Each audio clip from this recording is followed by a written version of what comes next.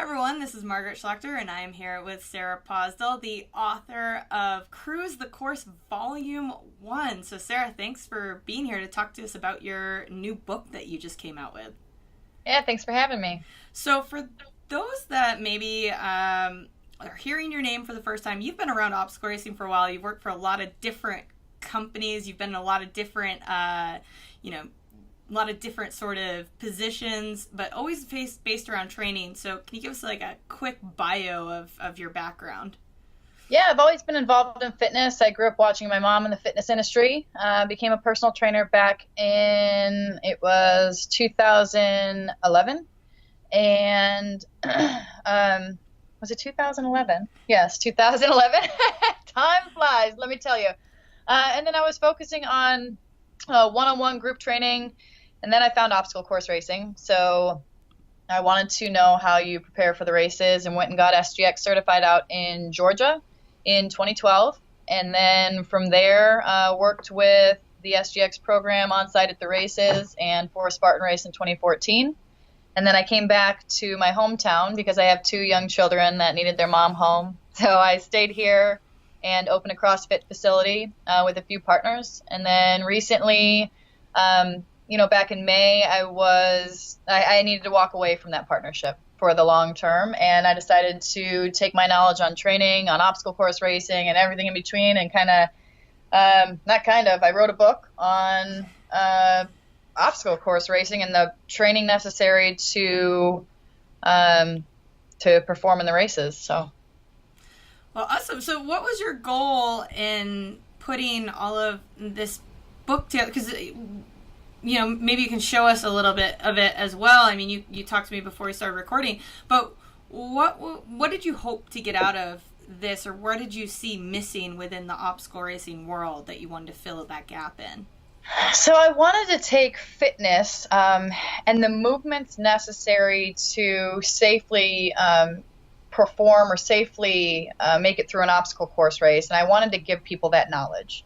So what this book does is it provides workouts for people to perform that were designed to help them prepare for an obstacle course race, focusing on specific things such as grip strength, breath control, overall strength. There's pieces in here that require you to just hang on a bar and transfer your weight back and forth, which can be translated into the races when we move through the rigs or the monkey bars and the rings and everything else. But, I found recently or in the recent years with obstacle course racing that there's a lot of focus on just going through the obstacles and doing that is fine, but preparing your body in a progressive way is very important to me in performing. Sorry, my little ones are in the background. But I think that people will have. Sorry, Margaret. Might have to start this. It's fine. I can edit. Yeah. And I kind of lost my train of thought. So I want to make it very clear, though, and I know you can edit this out, but make it very clear of the importance of the movements and educating people. I don't know how to word that really in this video. Like, what, you know what I'm saying? I don't know how to relay that information appropriately. Yeah, so you basically, what it sounds like you're saying is that you basically want to make sure that people have the foundational movements that then from there they can translate them into more obstacle-specific things that they'll find on course, because every obstacle race is different. So, but if you have that foundation movements and you're doing the movements correctly, then you can doesn't matter what company race you're going to, you'll probably be able to figure out how to navigate through the obstacle. Yeah, absolutely. If someone hasn't done an obstacle course race before, or maybe they've done a few and they're ready to, up their game, the programming will allow them to perform better throughout the race.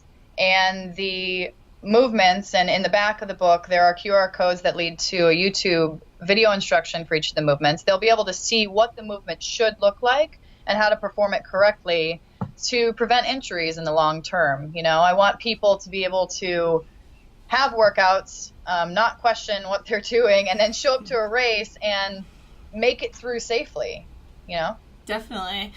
So, I mean, what are the Give us an example maybe of one of the workouts that we might do, and then how much equipment is needed for your program that you've put together there? So minimal equipment. I wanted to make sure that if somebody doesn't have equipment in their car and they're going after work, that there is something that they can do. And then there are other workouts that will require just a pull-up bar. There's some that will require a weighted element, because in the races, most of the time we are experiencing some portion of that race where we're carrying a weighted element. Whether it's in the front of us, a bucket filled with sand possibly, or if it's a weighted element on our back. But the recommended pieces of equipment that I have here, again, would just be a weighted element, but rec bag is recommended for this one. An example of a workout, let's pick a fun one.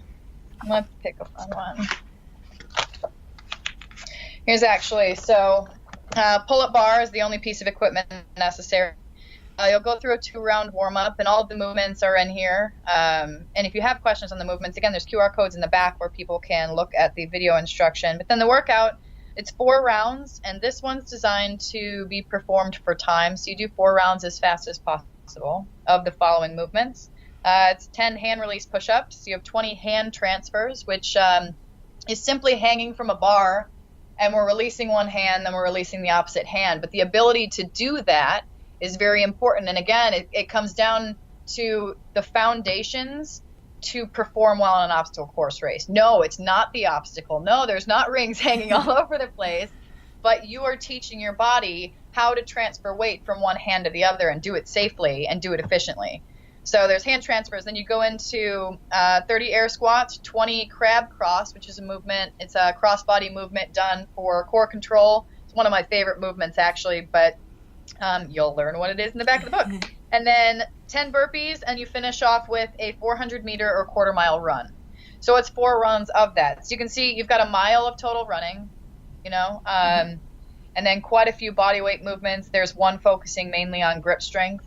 So again, these are all foundational, functional fitness movements that you would see within a gym, but they're programmed in a way to replicate what you would see on course. That kind of makes sense, yeah. Yeah, definitely. And it sounds like even if you could even do a lot of those workouts other than needing something like a rec bag or something that's weighted, you can do a lot of those workouts even just at your local park or something, as long as there's things to hang off of. Absolutely. And that's why I designed this the way that I did. Yeah, I mean, you have a monkey bar at the park, right? And if you have a distance tracker, or if you happen to be at a park that has a track, you can pay attention to the distance on the running. But I wanted to make sure that people had the option to go pretty much anywhere and perform these workouts and get ready. Yeah. Well, awesome. And what I really liked when you showed me the book as well is that it's a spiral notebook. It's more written like a notebook that you can carry with you, put in your gym bag, like use it, either follow it to the T or use it as just like something to get your brain kind of going when you're trying to figure out your own home workouts. Like it seems like there's a lot of different ways you can use your book. Oh, absolutely. Yeah, it's definitely not. Someone said, "Oh, I can't believe you wrote a book." And I said, there's a lot more doing than there is reading in this book. So, yeah, it's a hardcover spiral bound notebook. And on each page of each workout, there's a record tracking section. So if someone wants to write down the date that they performed that specific workout and their score on that workout, they can keep track and have measurable change over time. And you're right. I mean, having the videos in the back of the book, will educate any of the readers on how to perform the workouts or how to perform the movements properly. And if they choose to program something in the future, they'll have knowledge on how to do that or what that looks like. So yeah, it's definitely a basis for quite a few different options for the reader. And so not only do you get the book, you get the resources, all the video resources, and then on top of it, you also have a community that you've built as well on Facebook for people who've also bought the book. So it's kind of it seems like you're really reaching a 3-prong approach so people can kind of connect with you if they're like, I don't really understand what you meant when you said this. I watched the video, I still don't understand. You've given them a community to be part of as well. Yeah, and that's the biggest piece I think I've picked up from obstacle course racing and something that I've loved. So I wanted to make sure that it was a part of this project. You have the knowledge now to build confidence and feel comfortable creating workouts that are going to prepare you physically And then you have a community that can back you. I'm on the community as well, so I'm always there to answer questions for anybody. I encourage people to get out and try obstacle course racing, and I want to support them as much as I can. Yeah. Well, and then so for those, obviously this is volume 1, it says, so it sounds like you're going to have some more volumes coming out in the future. So this is just the beginning, right? Absolutely. Yeah, this is one of 4 on the Cruise the Course program. So just volume 1. And then everybody can head over to ocrtraining.com. You can pick up Sarah Pozdel's new book, Cruise the Course Volume 1. And Sarah, thanks so much for kind of chatting about your book. And I hope that everybody picks it up in time for the holidays. Thanks, Margaret. Thanks for having me on.